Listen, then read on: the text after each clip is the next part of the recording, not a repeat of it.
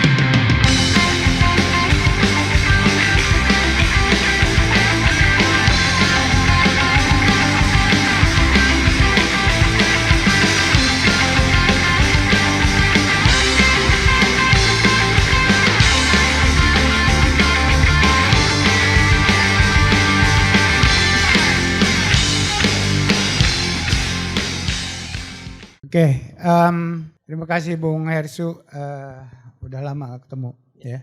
Jadi kita mulai dari pertanyaan Bung Hersu tadi, apakah itu menggambarkan suasana kebatinan? Nah itu judul diskusi kita, situasi kebatinan masyarakat kita, bahwa ada kasus kemuncul Pak Jokowi dengan perilaku seperti itu, dan gambarannya adalah perilaku itu mendapatkan dukungan dari banyak orang. Mungkin apalagi kalau dilihat dari dukungan terhadap calon-calon presiden sebagai gambaran dari mendukung Pak Jokowi atau tidak mendukung Pak Jokowi, kan begitu. Kita munculnya gejala atau perilaku elit politik seperti Pak Jokowi itu kan bagi saya sendiri, saya bikin disclaimer, saya pendukung Pak Jokowi. 2014, 2019 sampai terpilih lagi 2019, tapi setelah setelah pemilu selesai saya melihat gejala agak lain. Oh, jadi bukan yang baru saja ya, bukan yang bertobat belakangan, bukan dia. No. Oh ya, oke. Jadi tidak, sebenarnya begitu selesai pemilu ada kebijakan-kebijakan yang menurut saya menyimpang. Pelemahan KPK itu pertama. Terus kedua, Omnibus Law yang dipersoalkan sampai ke Mahkamah Konstitusi kan berarti masalah. Terus ketiga adalah kemudian sikapnya yang tidak tegas terhadap peralihan kekuasaan dari beliau ke siapapun nantinya, kan begitu.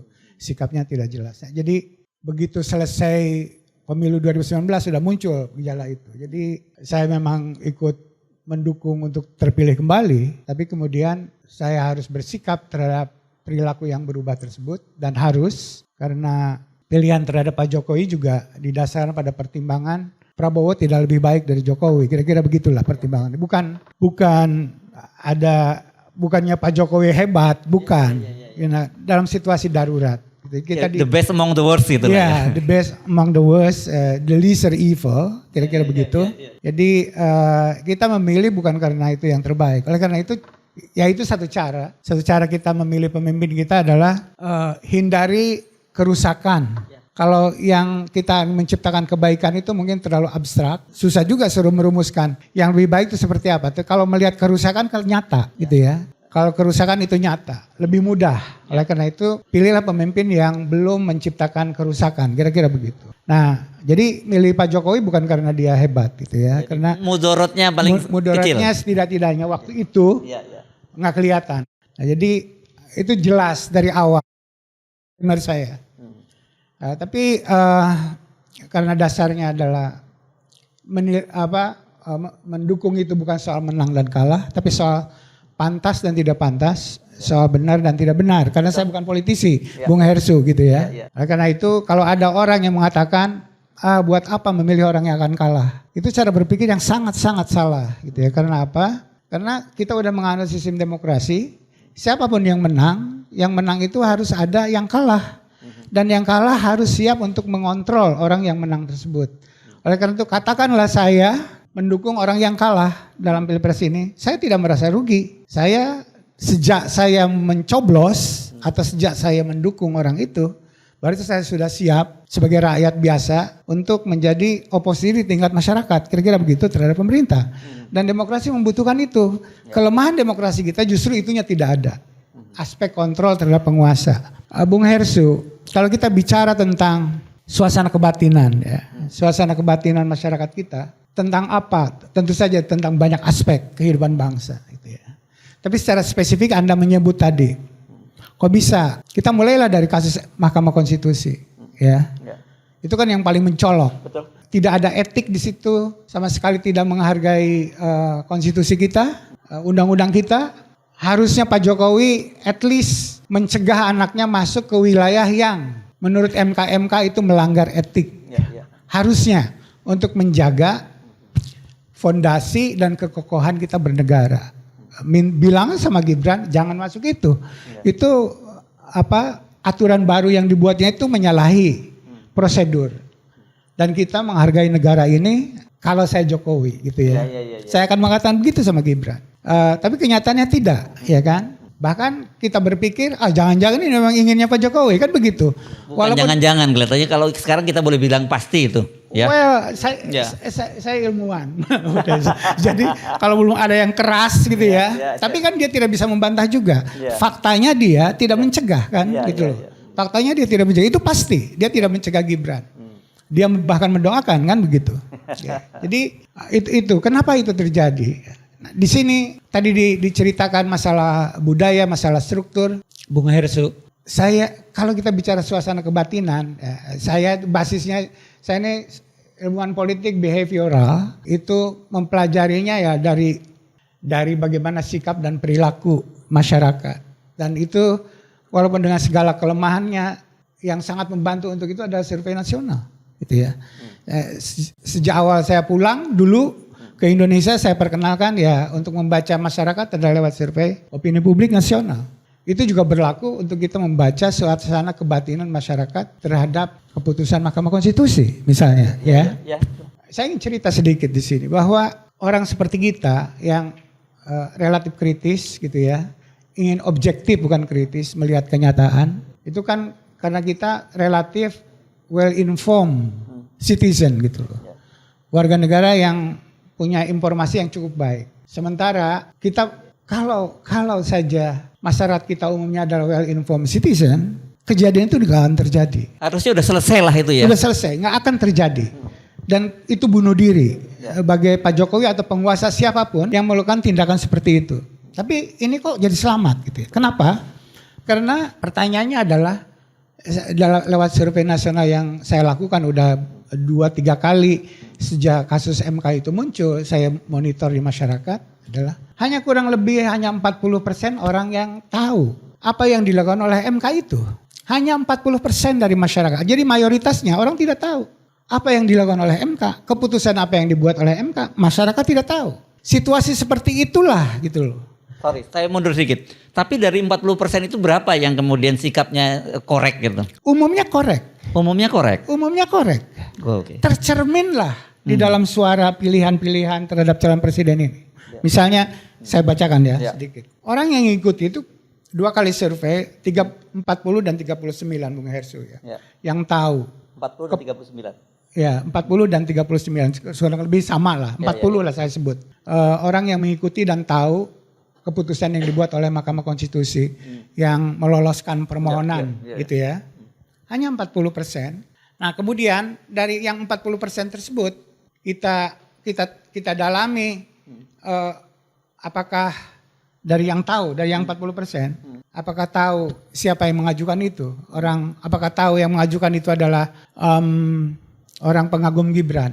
Ya kan? yang mengajukan ke MK itu. Yang tahu itu secara spesifik hanya 35%.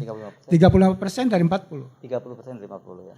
Jadi kalau dilihat di dalam masyarakatnya yang tahu itu, seluruh nasional hanya 14%. 14%. Oke.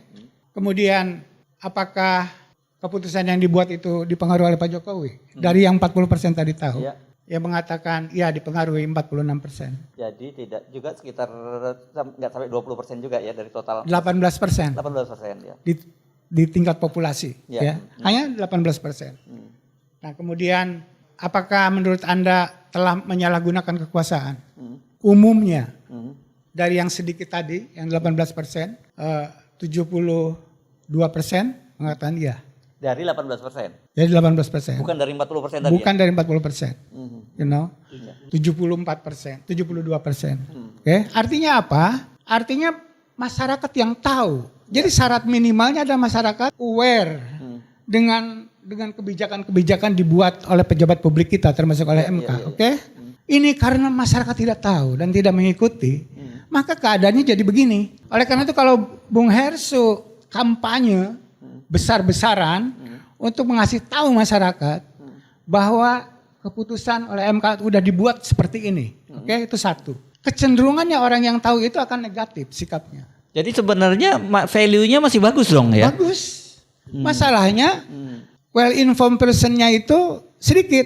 Jadi masalah kita itu 40 berhadapan dengan 60%. Ya. Oleh karena itu, dalam situasi seperti itu, yang 60% tersebut karena tidak tahu, maka yang tergambar adalah yang konkret-konkret dihadapi oleh dia. Bansos, Ya. subsidi, dan macam-macam semacam Ya, itu. ya, ya. Pak Jokowi bagi-bagi uang di mana-mana, Ya. kan?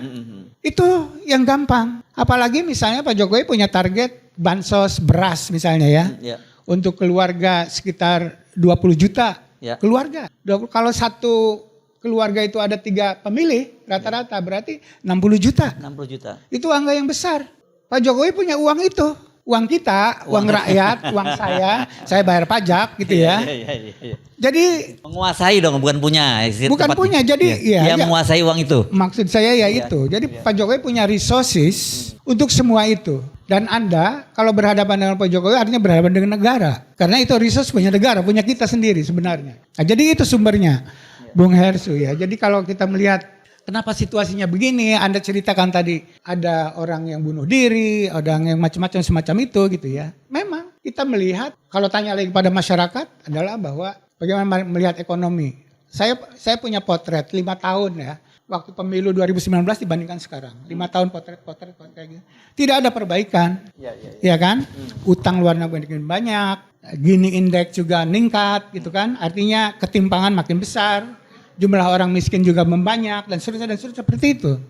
Nah oleh karena itu sebenarnya situasi kebatinan masyarakat itu adalah tidak baik sebenarnya.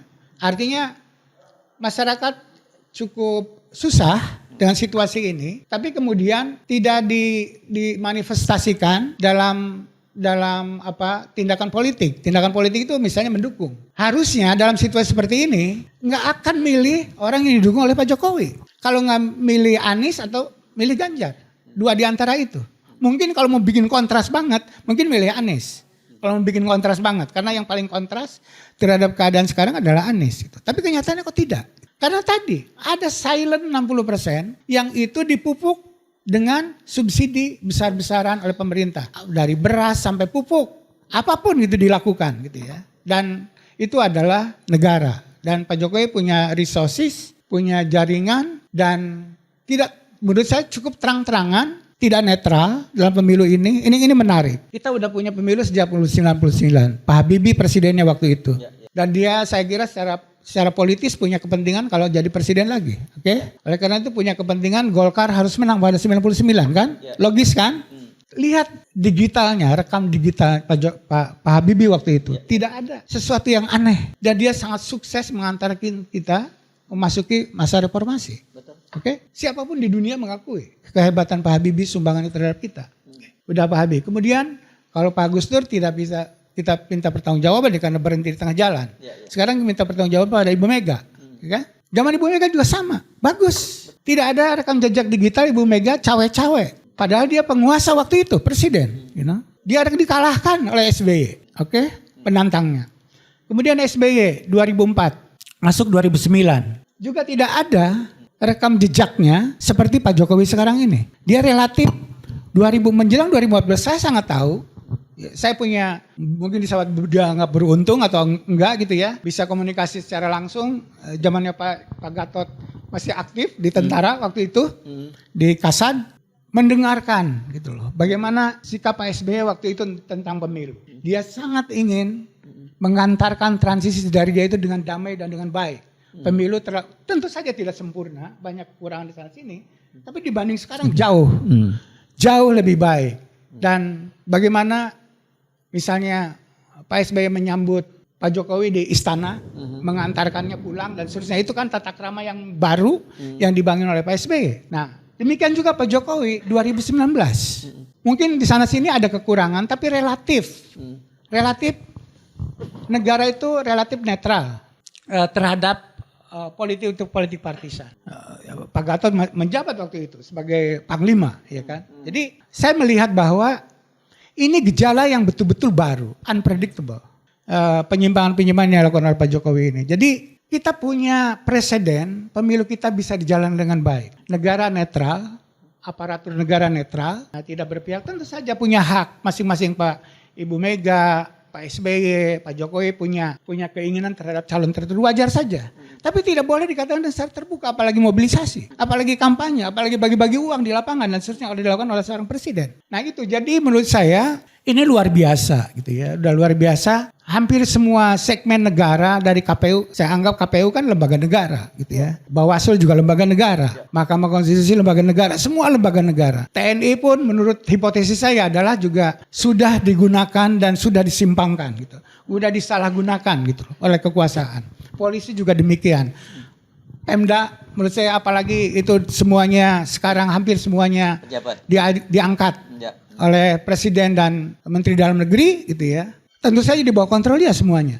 Nah, apalagi sampai aparat desa gitu ya, dimobilisasi. Jadi semuanya sudah berada dalam genggamannya, kira-kira gitu. Dan dia punya resource yang sangat banyak. Oleh karena itu saya tidak melihat peluang pemilu kita jurdil. Jadi sudah terjadi semacam penyimpangan secara sistematik, masif dan struktur untuk membuat pemilu kita ini tidak berintegritas, tidak jurdil. Kira-kira kayak begitu. Nah, oleh karena itu pemilu akan terjadi tanggal 14 nanti bulan depan gitu ya. Tapi itu hanya laporan dari akumulasi kecurangan yang dilakukan selama ini. Oleh karena itu saya melihat pemilu yang akan datang dilihat dari perspektif pemilu yang bersih itu tidak ada gunanya. Oleh karena itu harapan saya adalah harus dilakukan proses pemakzulan terhadap Pak Jokowi. Jadi kalau tidak dimakzulkan ini... Itu satu cara yang ini. Kalau Anda berharap pada KPU, pada Bawaslu, pada pengawas, siapapun, aparatur negara supaya netral dan seterusnya secara normatif ngomong gitu nggak didengar. Gitu ya. Karena apa? Karena panglimanya negeri ini, orang yang paling berkuasa negara ini perilakunya seperti itu. You know? Itu yang saya sebut sebagai sistematik, masif dan terstruktur. Sampai aparat desa mengikuti itu. Nah oleh karena itu ada orang yang bilang berbahaya pemakzulan itu. Bisa chaos, bisa teman-temannya Pak Gatot ambil alih secara tidak demokratis, terusnya seperti itu. Saya sebutnya proses pemakzulan. Bisa jadi sampai Oktober tahun depan, bukan tahun depan ya, tahun ini, Oktober tahun ini ketika tanggal 20, ketika Pak Jokowi selesai jadi presiden, mungkin proses pemakzulan itu belum selesai. Oke? Tapi harus dilakukan itu. Karena itu akan memberikan informasi yang bagus kepada publik bahwa orang yang dekat dengan Jokowi, yang didukung Jokowi nggak layak untuk dipilih. Itu prosesnya yang sangat penting. Bahwa kemudian nanti sampai Pak Jokowi turun, pemakzulan belum selesai, tidak apa-apa. Kalau ditemukan aspek-aspek kriminal, Pak Jokowi sudah berhenti kan bisa dimasukkan ke penjara. Jadi itu menurut saya cara yang paling sistematik untuk menjaga dan mengembalikan integritas pemilu kita 2024 ini, gitu Bung Ersu. Jadi kalau cuman terus berjalan seperti bisnis as usual gitu bilang begitu ya, itu nggak ada cerita ya pemilu ini akan dimenangkan oleh oposisi atau kelompok yang lain gitu. Bukan soal menang dan kalah bagi saya, bahwa sekarang udah terjadi satu akumulasi kecurangan yang sistematik, masif dan terstruktur yang dilakukan oleh negara. Ya. Tidak ada agen apapun atau kelompok apapun dalam masyarakat kita yang punya kemampuan untuk melakukan itu. Kecuali negara. Karena negara punya resources untuk melakukan semua itu. Nah, oleh karena itu seperti saya tadi katakan Bung Hersu, tanggal 14 kita hanya menyaksikan akumulasi dari kecurangan-kecurangan yang dilakukan secara sistematik tadi. Nah, oleh karena itu dari sekarang kalau Anda tidak melakukan pengawasan terhadap Jokowi secara langsung, pengawasan yang paling sistematik adalah minta menggunakan hak interpelasi dan menggunakan hak angket gitu ya oleh DPR. Nah, itu yang jadi persoalan sekarang. Apakah bisa DPR melakukan itu? Sementara banyak sekali orang di DPR-nya sudah disandra. Iya, betul. Nah, itu yang sistematik juga gitu. Iya.